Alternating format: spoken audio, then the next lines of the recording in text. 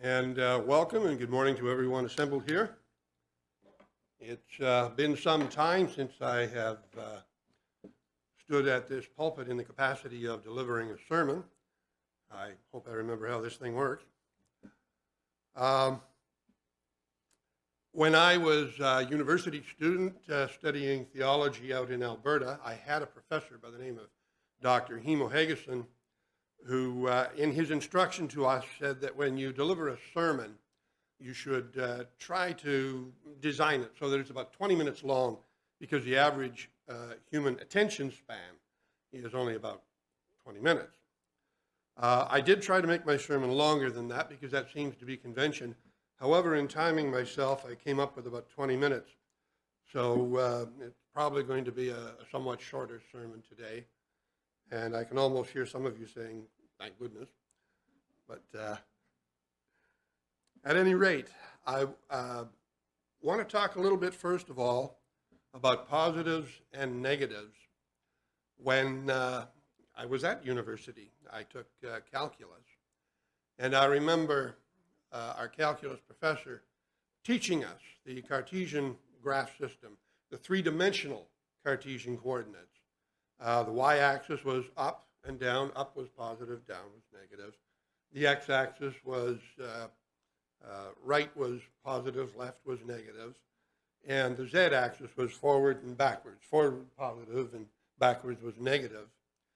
And as I went on to Walla Walla to study engineering and discovered physics and calculus and chemistry, I discovered that virtually every aspect of our existence, right down at the level of the molecules and the atoms, is positive and negative. Our whole universe functions according to a concept of positive and negative. The light that is entering your eyes right now is electric energy oscillating up and down, positive and negative, many tens of thousands of billions of times per second. 90 degrees to that is a magnetic wave doing the same thing. The electric wave without the magnetic wave is not light, it's just electricity. Vice versa for the magnetic wave. So we have all around us positives and negatives. It is the essence of our being. Without those positives and negatives, we would not exist. The very electrons and protons in our body are manifesting positive and negative characteristics. Something else that we experience that has a positive and negative aspect to it is the passage of time. We think of the future as moving in a positive direction. The past is moving in a negative direction, not necessarily meaning that the events that took place in the past were of negative nature. It's just a concept of positive and negative. When we think of the love of God, we think definitely in a positive direction. The love of God is eternal. And I have for the subtitle here, an eternity of love. But if eternity is one of those agencies that possesses positive and negative, then we can think of negative eternity as being in the past. Now, as human beings, it's fairly easy for us to conceive of the concept of eternity in a forward direction. You know, if we died tomorrow, the sun would still rise. And if our sun and our earth passed out of existence, the galaxy would continue to exist. There would still always be something. There would always be a tomorrow. That's the concept of eternity in a forward direction. What really boggles the human mind is the concept of eternity in the past. You go backwards and you reach a point where you say, okay, this had to be the beginning. But no, there was time before that and time before that. And that kind of messes with our head when they say, well, God is eternal in both directions, had no beginning, has no end. We can't do that with our finite mind because we've been born into a world where we had a beginning and we have an ending. Virtually everything in our realm has a beginning and an ending. It's just programmed into us so that we're incapable of seeing it any other way. Well, I want to talk a little bit about that eternity in the negative direction today and how it bears upon our existence here today and in the future. Now, I haven't heard too many sermons that begin with the words once upon a time, but I'll be starting my sermon today with those words. Usually, once upon a time is used at the beginning of a fairy tale, a fable, or some such anecdote, which is almost always fictitious. But I assure you, however, that what we'll be talking about today is anything but fictitious. Once upon a time, according to modern science, there was nothing, absolutely nothing. No flowers, no birds, no man, no coral sunset, no thunderstorms, no azure sky or navy blue sea, no earth, no moon, no sun or stars, no galaxy, no universe. And for the most part, Christian science, and by that I mean that Christian science which is accepted by the Seventh-day Adventist Church, for the most part, Christian science concurs with this description of the pre-creation cosmos, but perhaps with one small point of departure. Things weren't perhaps as dark as all that. If we could have been back then, standing, floating in nothingness, slowly turning, scanning the darkness before us, we would suddenly notice a dazzling point of light shining brilliantly in the distance. If we began to move toward that point of light, it would grow remarkably in intensity, ever larger, ever brighter, until we reached the place where the luminosity was so powerful that we could no longer look at it directly with human eyes. And it might be there that we would slowly come to the realization of what or who this great, brilliant object was. Existing in a void of nothingness, this singular entity of unimaginable knowledge and power and wisdom had no beginning in a realm where our concept of time had no meaning. There was no past. There was no future. There was only the present. Acknowledged by this great being who did not say I was, or did not say I will be, but simply declared I am. And forthwith took that as his name, the great I am. Now, think about this for a minute. Humans and planet Earth had their beginnings. There isn't anyone who will argue that. Nobody's out there in the world today with a book claiming that the Earth has always existed. None that I'm aware of, anyway. Virtually the entire human race acknowledges that we had a start. There are those negative protagonists who suggest that we're also going to have an end in which our very planet and very solar system will cease to exist. But for the most part, everybody agrees we had our beginnings. Genesis 1:1, if you want to throw that on the screen, states very clearly, in the beginning, God created the heaven and the earth. Before that, nothing like them had existed. Angels had their creation date, prior to which nothing like them had existed, with the possible exception of Michael the Archangel, who I believe took that form in preparation for the arrival of the newly created beings called angels. The physical universe with its galaxies and stars came into existence at a precise moment in time, previous to which only the cold, empty vacuum of space prevailed. Everything had its beginning. The 19th century writer, Ellen G. White, makes a statement that heaven is a planet, similar to others in the universe. If this is so, and I see no reason to doubt it, then even heaven, the command center of God, had its beginning, previous to which it did not exist. Now, I know in our human minds we think that wherever God is, that is heaven. But the heaven that she's referring to, I'm certain, is the heaven where the angels existed. Prior to the existence of angels, a home for them, God did not need a home. He simply existed. So going back in time to that point before anything had been created, we see the great I Am in all his power, all his glory, all his benevolence and kindness, but alone, profoundly alone, causing one to wonder if maybe God didn't create other beings in order to eliminate his loneliness. We don't like to think of God as being lonely because we kind of, as humans, consider that a weakness. But it may be, in a certain sense, perhaps he was. I don't know. Others have yet suggested that it was God's great capacity to love that prompted him to create beings that could think and choose and love in response to being loved.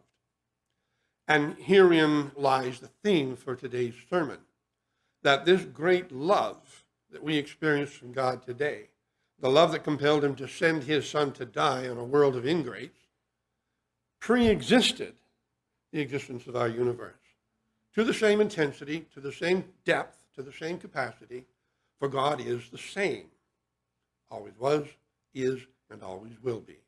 If the God we worship has never changed, then that tremendous love that we learn and hear about existed back then.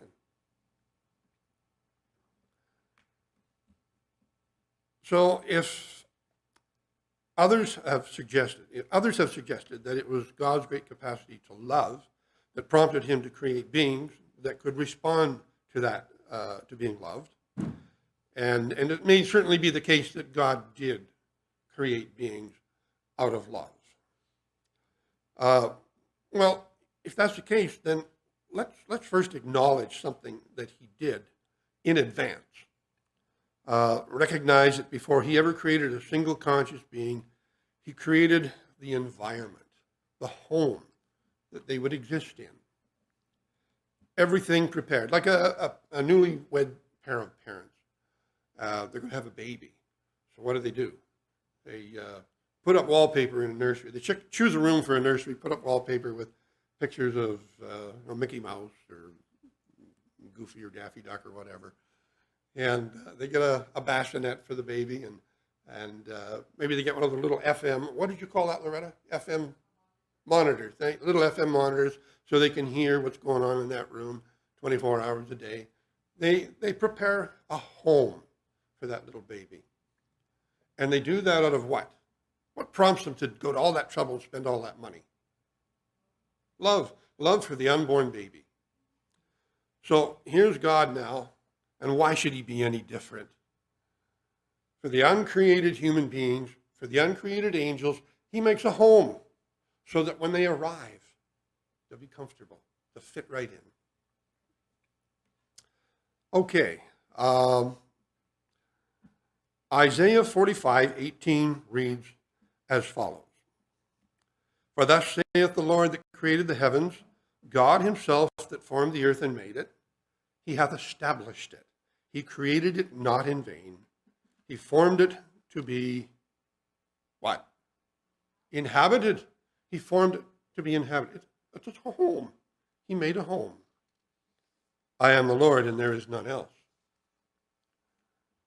So what this boils down to is that the creation of the universe is itself a great and profound act of love, in that it produced the millions, maybe even billions of homes for those creatures he was planning to bring into existence shortly afterward. Now, if God created planet Earth to be inhabited, he is clearly able to do the same for millions of other worlds and planets throughout the cosmos. And why wouldn't he? I know there's a great deal of controversy today, whether it's in the media or personal convictions with regards to, is there life on other worlds? Will the redeemed travel to other worlds, meet other beings? And of course, the spirit of prophecy tells us clearly that there are other worlds. However, there is also biblical evidence to suggest that there are other worlds out there and populated. For example, Revelation 12:12, where it says, therefore rejoice, ye heavens, and ye that dwell in them. Now, when the Bible refers to the heavens, it's usually talking about the starry cosmos that you see when you walk out on a dark night. Rejoice, ye heavens, and ye that dwell in them. I very much like the idea of meeting the inhabitants of other worlds, and I don't think they will be these hideous, ugly monsters with tentacles and claws that are pictured in so many sci-fi stories. Our God is a God of beauty, and I believe everything he made is meant to be beautiful. Now, it's true, we do have some pretty scary critters crawling around down here on Earth, but if it wasn't for their venom, snakes and wasps would actually be very beautiful creatures to us. You ever see those shiny, iridescent blue wasps? They're beautiful creatures. They have a horrible sting, I know, all too well. Working on the old house that I'm working on right now, I am disturbing and discovering all sorts of old nests, hornet nest, wasp nest, and they let me know they don't like it. I don't go through a single summer without getting tagged a couple of times. My wife can tell you. But I still recognize what beautiful creatures they are, perfectly symmetrical, and they function flawlessly. It's a testament to the engineering of God.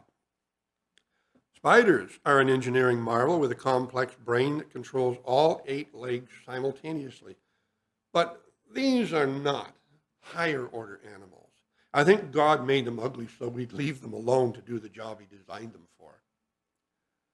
However, when we look at an antelope or a deer, a cat, all different species of cats, from the mountain lion on down to the little household pet, birds, butterflies, human beings, we truly see the creative beauty with which God has endowed them. It becomes evident that our God is a great appreciator of symmetry and comeliness. In fact, he even went so far as to create beings that look like him. Genesis 1:27 says, so God created man in his own image.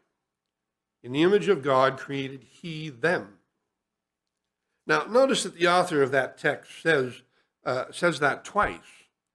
God created man in his own image. In the image of God created he them. Says it twice. Twice in one verse.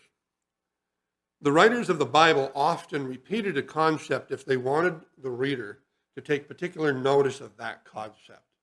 It's like, okay, guys, catch this now. I'm going to say it twice. Pay close attention. This is important. So it would seem that it's important that mankind is a carbon copy of God.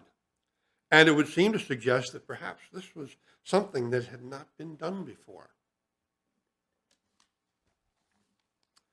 This automatically makes humans extra special in God's eyes, for not only do we look like him in the physical sense, but as parents, capable of bringing new beings into existence, we can understand the deeper love that God feels for us, his created beings, especially when we stray.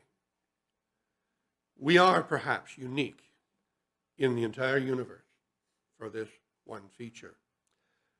My son, he enjoys science fiction programs. Star Trek, The Next Generation, where they're traveling from one world to the next. And I have been known to sit and watch an episode or two. And what kind of makes me grin is when they depict the children of an alien race from another world. And I kind of mumble to myself, that's not how it happens, boys. We have that structure here on Earth. God designed that into this planet as something special at creation 6,000 years ago. It was a very new thing. The trees, the fruit, bearing a seed within themselves. I fully expect when we get to heaven that we're going to pick fruit, and we're going to be looking for the peach pit. It's not going to be there. Because you see, the peach tree in heaven lives for eternity. Trees don't die in heaven. You don't need a seed. Human beings don't need to reproduce in heaven because you don't die in heaven. And we are told in the scriptures where Jesus says that, like the angels, those who inherit eternity will not get married. They will not reproduce. I know some people are disappointed when they hear that, but the reality is that our universe is of a limited capacity. As huge as it is of a limited capacity. And if you're going to live forever and you are capable of reproducing, the time will eventually come when you'll be faced with an overpopulation problem. So if the Lord wants 25 billion angels, he makes 25 billion angels. If he wanted 25 billion humans, he made 2. But that characteristic of humanity will be gone after the second coming, for obvious reasons. For now, however, we've been endowed with this ability. As well, we have been endowed with the godlike ability to forgive, which is perhaps God's greatest asset. And we could continue at length in listing the similarities between man and God. But let's get back to God before he created the universe, back when there was nothing but God. Genesis 1:2 states that the Spirit of God moved upon the face of the waters. Have you got that up yet? Okay, great. No, we don't. Genesis, we're 127. I need 1:2. Genesis 1:2. Okay. The Spirit of God moved upon the face of the waters. Okay. Now we're going to shoot ahead to verse 26 in Genesis.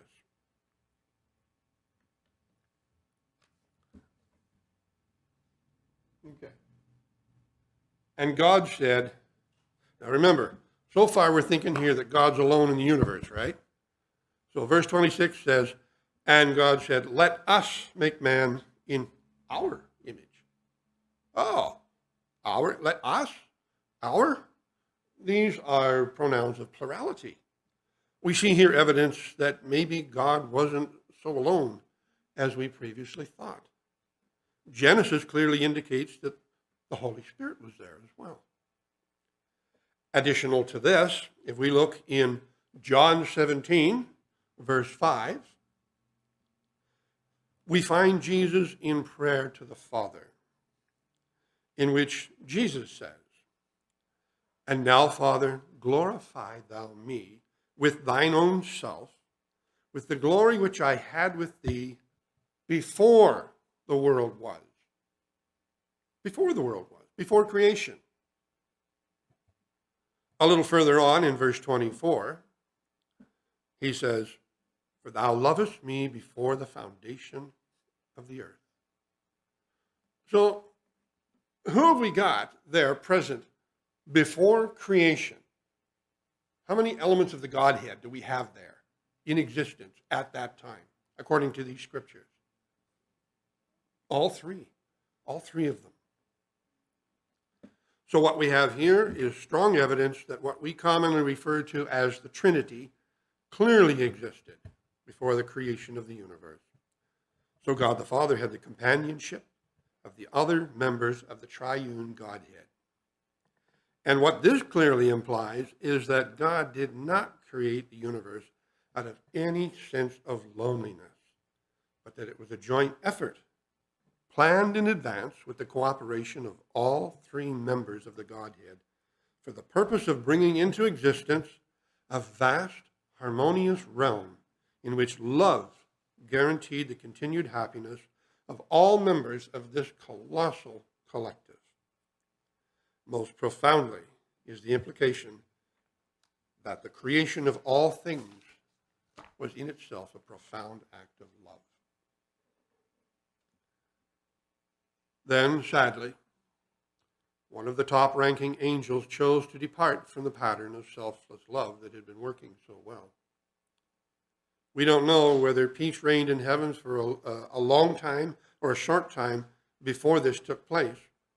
But we do know that it came to a tragic halt as the great controversy between Christ and Satan took shape. A powerful being, and supposedly the most intelligent being next to Christ himself, consciously chose to defy the authority of God and his law. He wanted to be worshipped like Michael, the archangel.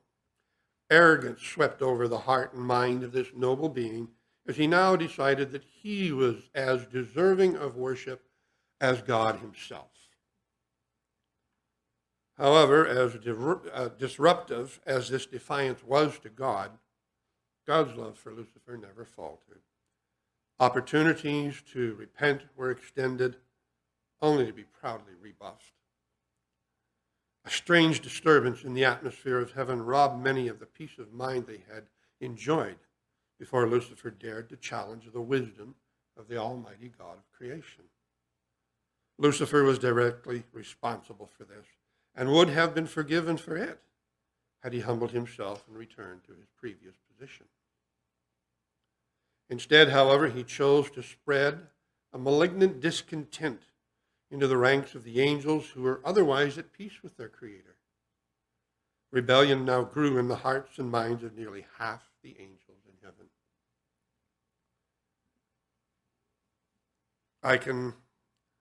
I cannot imagine the heartache that must have existed in the Godhead at the occurrence of these events. However, I can anticipate that they probably foresaw that this was possible, and for which reason they had a plan in place to deal with that.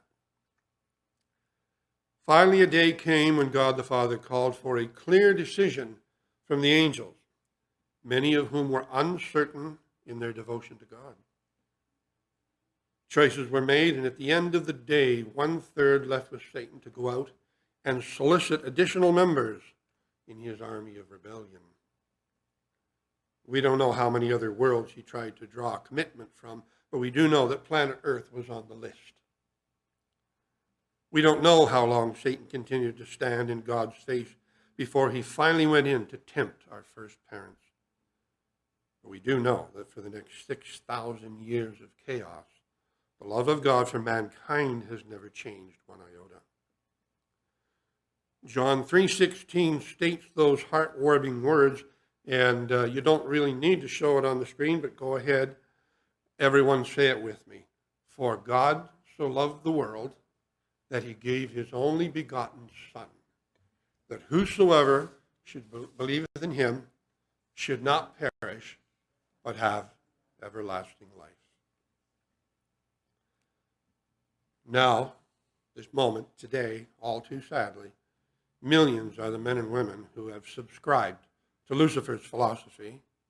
God doesn't exist. Evolution brought us into existence. Probably billions, not just millions. But has that changed the love of God for man? No. Even in the face of mankind's contempt, God's love has not moved, has not waned, has not fainted or been weakened by millennia of disappointment. I know that the 40 years in the wilderness that Israel was forced to endure were not in God's plans for his people. There have been setbacks, delays in God's plans to bring mankind off of this world of sin and death into a realm of peace and joy. And they get, derailed on a constant basis. But do not be discouraged by this. He will finish the work. He absolutely will finish the work. And we will stand on the sea of glass if we are faithful. Now, doesn't that tell you something about God? Does not that make you want to be on his team when you see the phenomenal patience with which he has dealt with mankind, generation after generation? When I was a school teacher in Toronto, I get a new crop of grade 9s every fall. And young fellas mostly would try some silly little trick to perhaps make the teacher look like an idiot, or try to get away with something that they thought was pretty cerebral, pretty cute. And it was always the same stuff. Every year, young people coming in thinking that nobody else had ever thought up these little pranks before, that they were the first person ever coming up with it. And I think God probably has had to deal with mankind with the same patience, seeing each generation of mankind making the same mistakes, not having learned from the previous generation. Satan, the other guy, why would you want to be on his team? He just wants you dead. He knows that mankind was made in God's image, and Satan hates anything that reminds him of God. And there's nothing you can do to change his mind. He hates you and wants you dead. And that's the beginning and the end of it. It doesn't take a thinking man very long to realize what team he wants to be on, what team he should be on. But if you decide you want to be on God's team, it won't be very long before you'll be approached. See, there's a bit of a catch here. If you're going to be on God's team, you will be called upon to actively participate in combating the lies and the sophistry of the enemy of mankind, helping to pull your fellow man out of the mire of darkness and misunderstanding. God's great love for mankind that prompted him to provide a way of escape from the destruction slated for Satan and his angels. This great love still extends a hand of opportunity to fully enlist your services in lobbying for him, testifying of the mercy and compassion of this God who only wants to keep you at his side for eternity. Just eternity, that's all. Eternity. Think about eternity. You'll never die.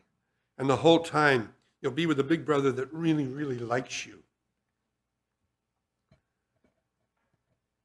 When you think of that never-ending existence, and then compare that with the joys and pleasures of this world, those things that sometimes occupy our minds to the exclusion of perhaps spending time in prayer, forming a deeper commitment with him, we might kick ourselves if we think back on those times. If we could,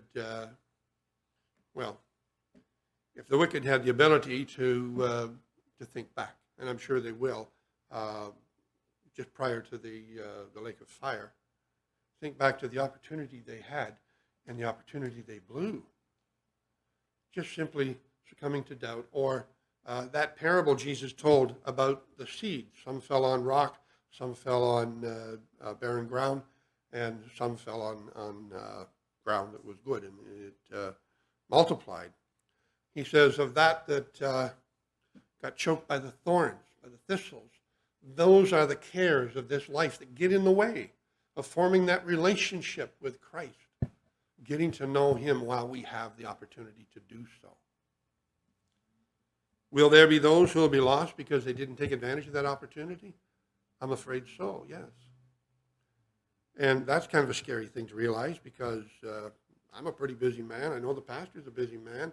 In fact, I don't think there's any lazy people in the congregation. We're all busy people. So we have to make sure that we allocate that time. Excuse me. Well, some might say the pastor's got a bit of an edge on all of us, because after all, it's the Lord's business he's about. Okay. 6,000 years after Adam and Eve, here we are, down almost at the end of the conflict, and Satan is working as never before to divert and distract human minds from the great freedom that is just about to be granted mankind. 1 Corinthians 2:9. 1 Corinthians 2:9. I'm going to wait until that's up on the screen here, and then I'll proceed from there, because I want everyone to be able to read these words. Okay, but as it is written, eye hath not seen nor ear heard, neither have entered into the heart of man the things which God has prepared for them that love him. Or put into modern English, you can't imagine what's lying out there waiting for you. You can't imagine. You can't begin to imagine. Things totally beyond our power. Let me just speculate for a moment here, just for fun, okay?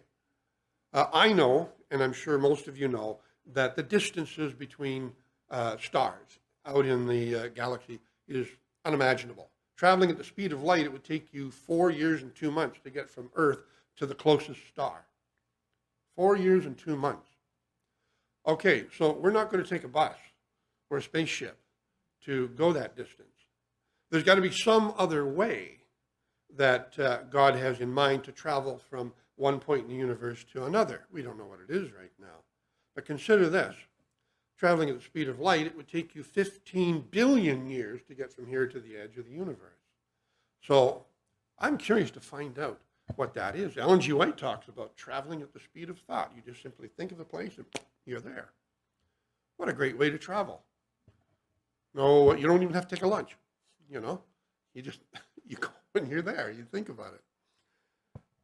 I would like to sort of be around when God is giving lessons on how to do that.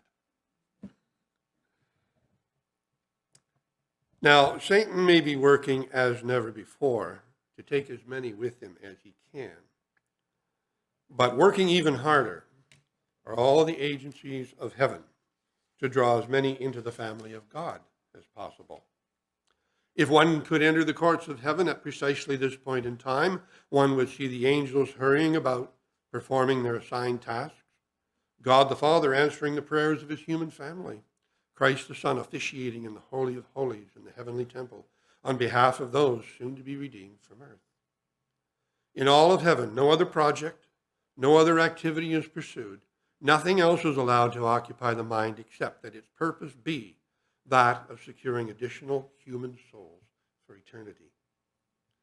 Their minds are focused on nothing but mankind and its salvation. Every act, every thought of every being in heaven is committed to doing their part in bringing as many of Adam's race home to heaven as possible. The level of their commitment is total. They cannot be turned aside or discouraged, even by the small numbers who accept Christ's sacrifice.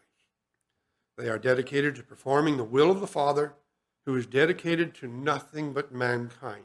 And if God the Father is so dedicated to nothing but mankind, shall we not be equally as dedicated to nothing but God?